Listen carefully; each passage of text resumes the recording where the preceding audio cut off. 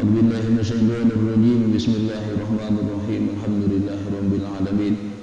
Arrahmanir rahim. Maliki yaumiddin. Iyyaka na'budu wa iyyaka nasta'in. Ihdinas siratal mustaqim. Shiratal ladzina an'amta 'alaihim ghairil maghdubi 'alaihim waladdallin.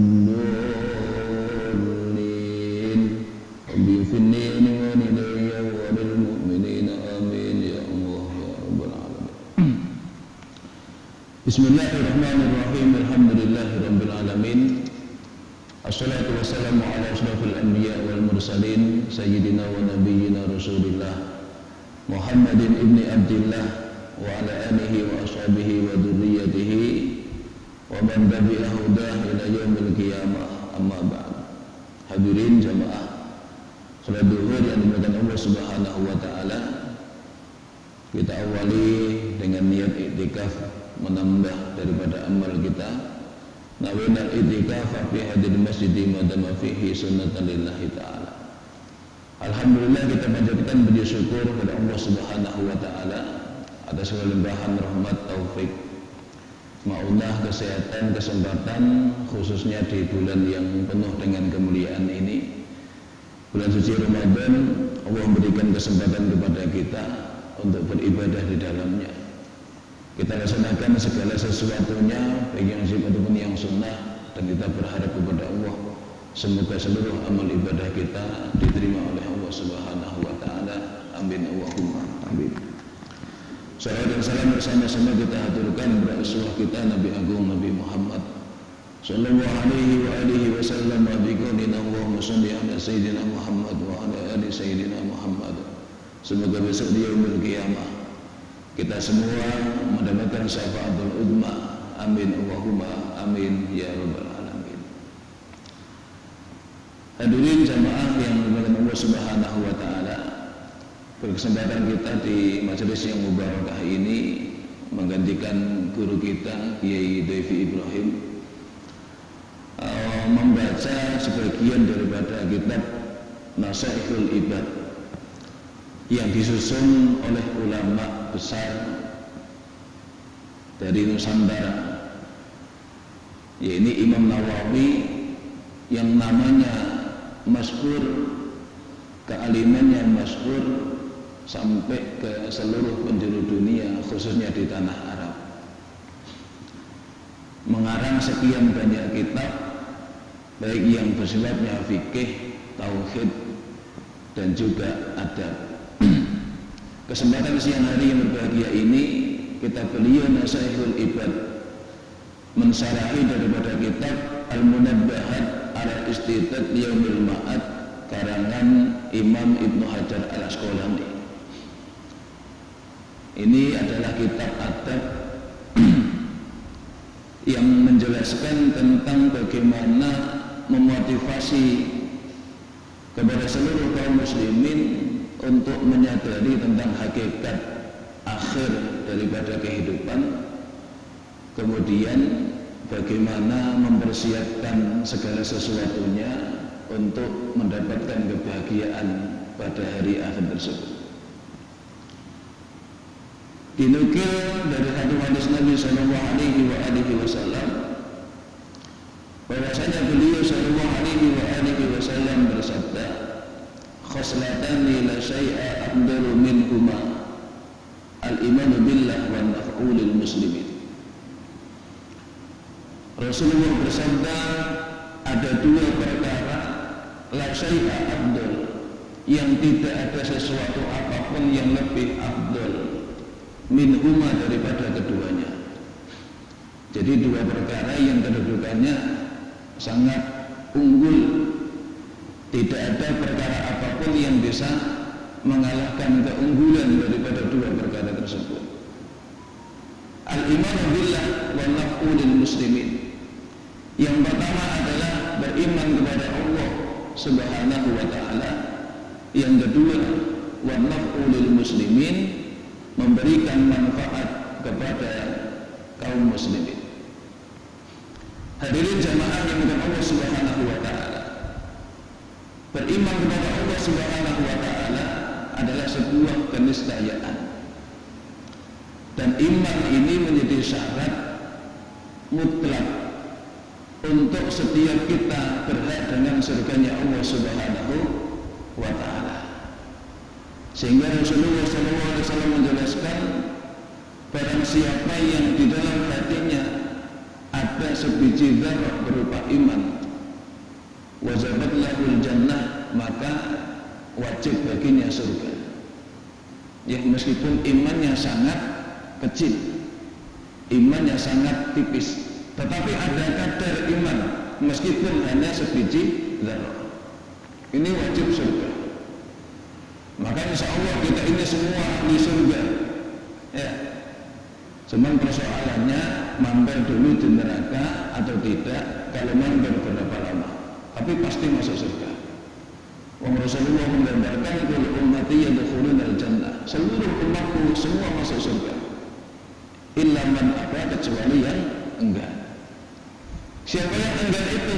Orang yang tidak beriman kepada Allah Subhanahu wa Ta'ala, orang yang tidak mentaati syariat yang dibawa oleh Allah Subhanahu wa Ta'ala, yaitu mereka orang-orang non-muslim yang memang tidak ada iman. Kalau kita ini dipastikan ahli surga, ya, insya Allah. Dan iman ini urusan hati, urusan hati yang berkaitan lekat dengan implikasi dalam kehidupan sehari-hari. Iman ini pengakuan, iman ini ikrar hati, tetapi menuntut kesesuaian dalam perbuatan. Jadi ada implikasi di dalam kehidupan kita. Makanya dalam banyak hadis Rasulullah menjelaskan, man kana yu'minu billahi wal yawmil akhir falyakul khairan aw liyasmut. Orang yang beriman kepada Allah dan hari akhir, maka hendaklah dia itu berkata yang baik atau lebih baik dia. Artinya apa? Iman itu berimplikasi dalam perbuatan. Orang yang beriman kepada Rasulnya, maka dia itu harus memuliakan tamunya. Banyak hal yang iman ini hakikatnya adalah urusan hati, tetapi menuntut implikasi dalam kehidupan sehari-hari. Ya, iman ini yazid wa yanqus. Ya, iman itu kadang bertambah, kadang berkurang. Bertambahnya sedikit. Seperti orang naik bukit pelan-pelan. Tapi kalau turun, ini kadang-kadang terjun payung, terjun bebas. Ya, nanti naik lagi sedikit. Maka tugas kita adalah menjaga posisi keadaan iman kita, berusaha meningkatkan taraf dan kadarnya, berusaha untuk tidak sampai berkurang. Bagaimana caranya? Caranya adalah memperbanyak amal soleh. Cara yang paling mudah lagi, kumpul dengan orang yang soleh. Karena kita kumpul dengan orang yang baca Quran, kita ini akan mudah baca Quran. Kita ini kumpul dengan orang yang suka sedekah, maka kita ini terpancing ikut sedekah. Kita ini kadang-kadang bergantung kumpulnya, ya, kelompok kita itu siapa, pergaulan kita dengan siapa. Hadirin jamaah yang dimuliakan Allah Subhanahu wa Ta'ala. Jadi beriman kepada Allah ini penting, ya, penting. Kemudian wanafulil muslimin, perkara yang tidak ada tandingan keutamaannya yang kedua, ini adalah memberikan manfaat kepada kaum muslimin bil maqali, dengan ucapan-ucapan kita, au bil jahi, atau dengan pangkat kedudukan kita, au bil mali, atau dengan harta yang kita miliki, au bil badani, atau dengan badan tenaga yang kita miliki. Jadi kita dermakan supaya memberikan manfaat kepada orang lain. Dari sini pemahaman umumnya adalah apa yang ada pada diri kita, apa yang bisa kita lakukan, itu ternyata ada haknya orang lain. Jadi kita berucap, meskipun itu ucapan kita, menggunakan lisan kita, kita bertanggung jawab dengan ucapan kita, bertanggung jawab di mata hukum, bertanggung jawab di hadapan Allah Subhanahu wa Ta'ala. Ternyata kita pun tidak bisa sembarangan. Kenapa? Karena harus juga menjaga haknya orang lain. Artinya memberikan manfaat kepada orang lain dengan ucapan kita itu adalah jangan sampai ucapan kita itu menyakiti orang lain. Jangan sampai ucapan kita menjatuhkan martabat orang lain, maka dituntut ucapan kita ucapan yang menyenangkan hatinya orang lain. Ucapan yang membuat orang lain itu senang ketika mendengar. Ucapan perkataan yang ucapan itu ketika didengar itu membuat orang itu ridho kepada kita. Ya, bukan ucapan yang kemudian menimbulkan perselisihan, bukan kalimat-kalimat yang memprovokasi dan yang lain sebagainya. Jadi memberikan manfaat kepada kaum muslimin. Salah satu bentuknya adalah mendoakan kebaikan kepada sesama kaum muslimin. Ya. Kebalikannya mendoakan keburukan ini justru diharamkan oleh Allah Subhanahu wa taala. Ya. Ini dengan ucapan kita memberikan manfaat. Dengan harta kita pun kita dituntut memberikan manfaat kepada orang lain, khususnya sesama kaum muslimin. Di dalam harta-harta mereka, yaitu harta kita, ini ada hak yang harus kita berikan lisa'ilina bagi mereka orang-orang yang minta, karena memang keadaannya mereka harus minta. Mereka sulit makan, bekerja hasilnya tidak bisa menopang. Mereka butuh biaya pendidikan, bekerja hasilnya tidak bisa menopang. Akhirnya dengan terpaksa mereka itu meminta. Maka hakikatnya mereka punya hak dari harta yang kita miliki. Wal mahrum, dan juga orang-orang yang menahan dirinya sehingga tidak minta, karena dia berusaha untuk menjaga kehormatannya. Jadi dia urungkan niat untuk meminta, meskipun hakikatnya dia itu membutuhkan karena keadaan. Ini pun kita harus peka. Ya. Maka dalam Islam ada syariat zakat yang hukumnya wajib, ada syariat tuntunan tentang sedekah dan infak yang hukumnya sunnah. Maka ketika harta ini sudah memenuhi syarat-syarat tertentu, maka wajib dikeluarkan zakatnya. Seperti jumlahnya sudah mencapai kadar tertentu, ya, status kepemilikannya milik pribadi, tidak bercampur dengan hak orang lain, bukan harta syirkah, bukan harta kerjasama, tapi memang harta kita. Kemudian sudah mencapai haul 1 tahun, ini kalau sudah mencapai nisab kadar minimal dibayarkan zakat, maka harus dibayarkan zakatnya, dan ini wajib. Ya, wajib. Kalau sempat kita punya harta memenuhi syarat-syarat zakat dan tidak dibayarkan zakatnya, na'udzubillah tsumma na'udzubillah, karena wajib. Jadi wajib itu perintah yang harus dilakukan. Kalau ditinggalkan, ini akan diganjar oleh Allah Subhanahu wa ta'ala, akan dibalas langsung oleh Allah Subhanahu wa ta'ala. Sama seperti sholat. Sholat ini hukumnya wajib, kok kita tidak melaksanakan sholat, maka ini urusannya langsung dengan Allah Subhanahu wa ta'ala. Kenapa? Karena yang perintahkan sholat adalah Allah. Kok kita membangkang, kita berurusan dengan Allah. Sama syariat zakat ini juga langsung dari Allah Subhanahu wa ta'ala. Kok kita tidak mau bayar zakat dari harta-harta kita, maka kita ini hakikatnya sedang berurusan dengan Allah Subhanahu wa ta'ala. Ya. Hadirin jamaah yang dengan Allah Subhanahu wa ta'ala, zakat ada 2, zakat fitrah dan zakat mal. Zakat fitrah itu zakat yang dibayarkan, ya, di hari raya Idul Fitri, waktu wajibnya, sampai nanti khatib naik mimbar untuk khutbah Idul Fitri. Tapi sekarang ini menjadi waktu muwasaah, waktu yang sudah diperbolehkan untuk membayar zakat fitrah. Ya, bisa menggunakan beras, makanan pokok, bisa juga menggunakan mata uang. Silakan. Kira-kira modalnya yang mana, praktisnya yang mana. Kemudian jangan lupa, kira-kira mustahik lebih senang dikasih dalam bentuk beras atau dalam bentuk uang, supaya manfaatnya lebih.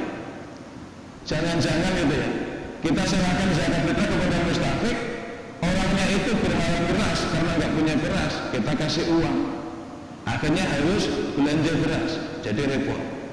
Ya. Atau sebaliknya, mustahik itu harapannya uang karena sudah punya beras, tapi kita antarkan berupa beras, akhirnya kok beras lagi. Ya. Makanya harus jadi pertimbangan antara beras dan uang.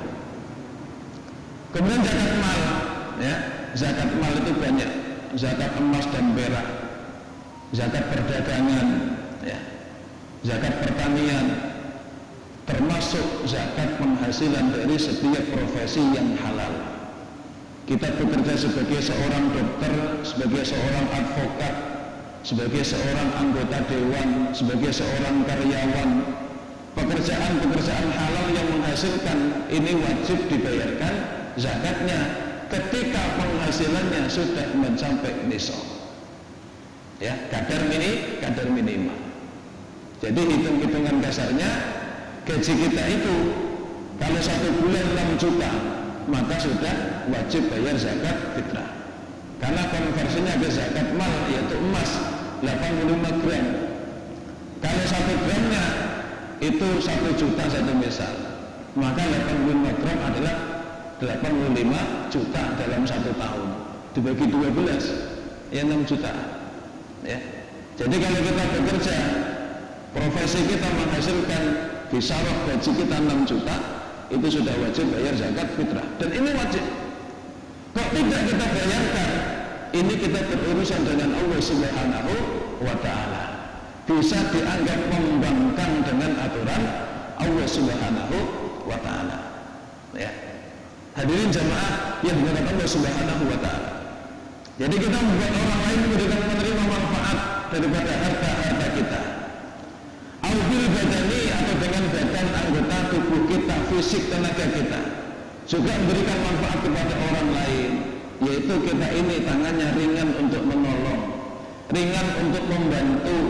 Ada orang jatuh, meskipun nggak kenal, kita bantu bangunkan. Ya, kita di jalan ada motor jatuh, meskipun nggak kenal, kita turun berhenti membantu. Ya, termasuk di lingkungan kita ada gotong royong. Ya, baik di masjid, di lingkungan RT, membersihkan parit, jalan dan sebagainya, kita hadir meluangkan waktu dengan tetangga kita untuk memberikan manfaat. Karena memang hakikatnya setiap sendi-sendi tubuh kita ini wajib dibayarkan sedekahnya. Ya, tinggal dihitung sendi kita ada berapa. Jari ini saja sendinya sudah ada berapa. Rasulullah menjelaskan setiap persendian itu wajib dikeluarkan sedekahnya. Maka hakikatnya fisik kita, tenaga kita itu juga ada haknya orang lain. Karena memang kita ini Allah hadirkan sebagai makhluk sosial. Artinya kita bukan sendiri, tetapi hak kewajibannya berkaitan dengan orang lain di sekitar kita. Hadirin jamaah yang bukan Allah Subhanahu wa ta'ala. Ya, ini dua perkara yang tidak ada yang lebih unggul daripada keduanya, yaitu iman kepada Allah dan memberikan manfaat kepada kaum muslimin. Kesebalikannya, dua perkara la syai'a ahbatsu, tidak ada apapun yang lebih kotor, ai anjas, yang lebih menjijikkan. Dua perkara yang tidak ada tandingannya dalam urusan keburukannya. Itu yang pertama, asyirku billah wa dzurru bil muslimin, mensekutukan Allah Subhanahu wa ta'ala dan memberikan mara bahaya, mendatangkan mandorot kepada orang lain. Hadirin jamaah yang dimuliakan Allah Subhanahu wa ta'ala. Syirik, mensekutukan Allah, jelas, ya, jelas statusnya, jelas hukumnya. Cuman yang juga harus kita pahami, asyirku billah, mensekutukan Allah itu ada dua. Yang pertama syirik dalam sifat jali, yaitu jelas, yaitu kita menyembah selain Allah.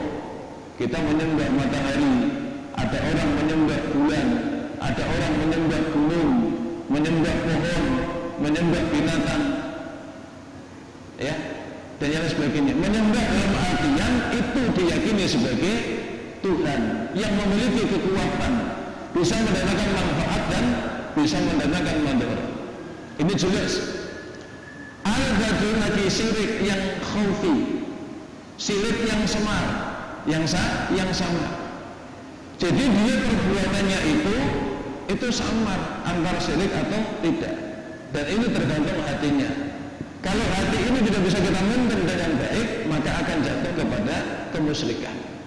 Contoh, kalau kita haus minum, kemudian ada keyakinan dalam hati karena minum itu haus kita hilang, itu sudah jatuh kepada syirik. Ya, ini yang muda harus waspada. Kalau kita ngantuk, kemudian tidur, setelah tidur ngantuknya hilang, badan seger, tapi kita meyakini karena tadi tidur maka badan saya seger. Jadi yang bisa menjadikan seger badan itu karena tidur. Ini jatuh kepada kemusyrikan. Kita sakit berobat, ya, berobat ke dokter mana sudah dicoba tidak sembuh, terakhir referensi, silakan berobat ke dokter yang di sana. Kita datang, bismillah. Begitu sampai sana sembuh, kita meyakini dalam hati dokter ini memang hebat karena saya berobat ke sana sembuh karena dokter itu. Ini bahaya, ya, bahaya. Harus waspada. Ini terjatuh kepada kemusyrikan. Maka hati-hati. Maka tetap semua itu tidak ada yang bisa memberikan manfaat dan juga bahaya kecuali atas izinnya Allah. Maka makanan itu mengenyangkan kita karena diizinkan oleh Allah. Minuman itu mengenyangkan kita karena juga diizinkan oleh Allah. Karena ada orang yang makan tidak kenyang-kenyang, ada orang yang minum tidak kenyang-kenyang. Ada orang yang makan sesuap dia sudah cukup, ada orang yang minum satu suap dia sudah cukup. Ya, hadirin jamaah yang dimuliakan Allah Subhanahu wa Ta'ala. Ya, itu perkara yang paling buruk adalah mensekutukan Allah. Yang kedua, wadhurru bil muslimin, mendatangkan madarat kepada kaum muslimin, ya, fi abdanihim aw amwalihim, mendatangkan madarat kepada fisik badan mereka, wa amwalihim, dan juga kepada harta mereka. Jadi harta dan badan ini harus dijaga, ya, wajib untuk dijaga, khususnya bagi yang memiliki, dan kita pun punya kewajiban ikut menjaga. Jadi jangan sampai perbuatan kita justru memberikan pada mereka tidak terjaga, harta mereka tidak terjaga gara-gara perbuatan kita, ya. Hadirin jamaah yang dimuliakan Allah Subhanahu wa Ta'ala. Jadi jangan sampai kita ini membuat perlakuan, perkataan apapun yang bisa merugikan orang lain. Maka mohon maaf kalau mau jujur, mengadu domba itu merugikan orang lain. Menfitnah, mencaci maki itu juga merugikan orang lain. Macam-macam, ya. Sementara tugas kita hanya satu, memberikan manfaat kepada orang lain, jangan memberikan madarat ataupun bahaya. Dari apa? Dari apapun yang kita lakukan, ya. Dari apapun yang kita lakukan, ya. Fa inna jami'a awamirillahi ta'ala tarji'u ila khoslataini. Karena sesungguhnya perintah-perintahnya Allah Subhanahu wa Ta'ala itu berpulang kepada dua perkara. Semua perintah-perintahnya Allah itu berpulang kembali muaranya kepada dua perkara. At-ta'dzimu lillahi ta'ala, yang pertama mengagungkan Allah Subhanahu wa Ta'ala. Seluruh perintah-perintahnya Allah itu ada dua muaranya. Yang pertama mengagungkan Allah. Jadi perintahnya Allah kita lakukan, itu kita dalam posisi mengagungkan Allah, memuliakan Allah, menghormati bahasa kita. Ya. Jadi sama, kita sebagai orang tua perintahkan istri anak-anak kita sesuatu.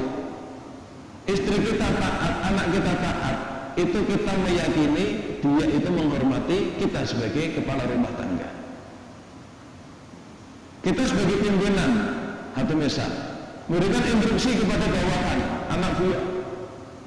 Kok mereka taat? Mereka itu sedang menghormati kita. Ya. Kok mereka mendangkan? Wah ini, ya tidak ada lagi penghormatan. Jadi kita taat dengan perintah-perintahnya Allah. Kita ini mengagungkan Allah Subhanahu wa Ta'ala. Wasyaqah, ya, bil muslimin. Ya. Yang kedua, wasyaqah bi khalqihi. Perintah-perintahnya Allah muara berikutnya adalah kasih sayang kepada makhluk. Jadi seluruh ibadah itu hakikatnya ada haknya Allah, ada haknya makhluk. Dengan ibadah itu muncul pada kasih sayang antar sesama makhluk. Ya, sebagaimana firman Allah, aqimus shalah wa atuz zakat. Dirikan sholat, tunaikan zakat. Uskurli wali walidayk. Dalam firman yang lain, uskurli wali walidayka. Bersyukurlah engkau kepadaku dan juga bersyukurlah engkau kepada kedua orang tuamu. Artinya apa? Harus imbang. Ya, kita baik kepada Allah juga dituntut baik kepada makhluk-makhluknya Allah Subhanahu wa Ta'ala. Ya, ini kajian kita siang hari ini. Semoga manfaat dan barokah untuk mengisi daripada amal-amal kita di bulan Ramadan ini. Semoga apa yang sudah kita laksanakan di bulan Ramadan semuanya dapat berkah ridhonya Allah Subhanahu wa Ta'ala. Waktu yang bersisa di bulan Ramadan ini bisa kita maksimalkan untuk menambah pundi-pundi amal kita. Amin Allahumma amin ya rabbal alamin. Al-Fatihah. A'udzubillahi minasyaitonir rajim. Bismillahirrahmanirrahim. Alhamdulillahirabbil alamin. Ar-Rahmanir-Rahim. Maliki yaumiddin. Iyyaka na'budu wa iyyaka nasta'in. Ihdinas shiratal mustaqim. Shiratal ladzina an'amta 'alaihim ghairil maghdubi 'alaihim waladdallin. Aqulu qawli hadza wa la minkum. Assalamualaikum warahmatullahi wabarakatuh.